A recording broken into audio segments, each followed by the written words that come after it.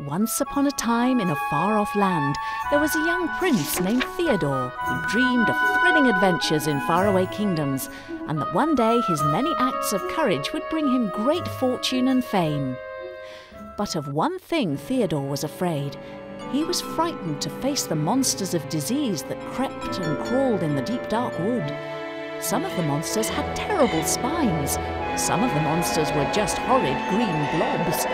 Others could transform into any shape and size, but they all had the power to make Theodore sick with just a single touch of their fingers. "I'm never going to be brave enough to confront the monsters in the deep dark wood," cried Theodore sadly. "I'll be called a coward and everyone will make fun of me." A passing wizard overheard Theodore's complaint. "Don't despair, young man," he said. "I can keep you safe from the monsters of disease in the deep dark wood. All you need is some of this inside you." And he produced a potion from his sleeve. "What is it?" asked Theodore suspiciously. "It is essence of monster," replied the wizard, "and I have to use this to give it to you." "You want to put monsters in me with a needle?" Theodore cried. "Let me explain," said the wizard. "Once the essence of monster enters your bloodstream, white blood cells called lymphocytes produce antibodies which work like weapons. If, after a certain time, the same monster re-enters the body, the lymphocytes remember it and use their already produced antibodies to get rid of them.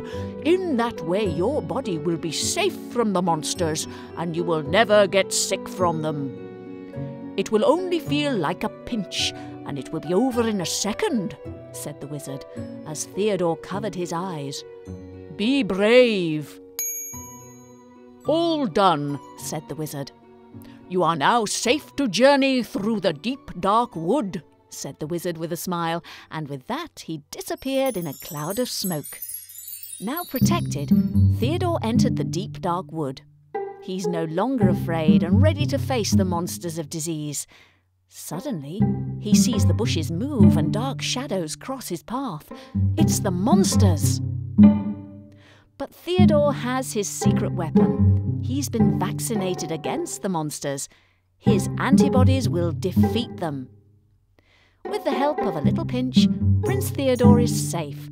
Thanks to his vaccination, his body has its very own shield, and the monsters of disease hold no fear for him. And so it was that Prince Theodore lived courageously ever after.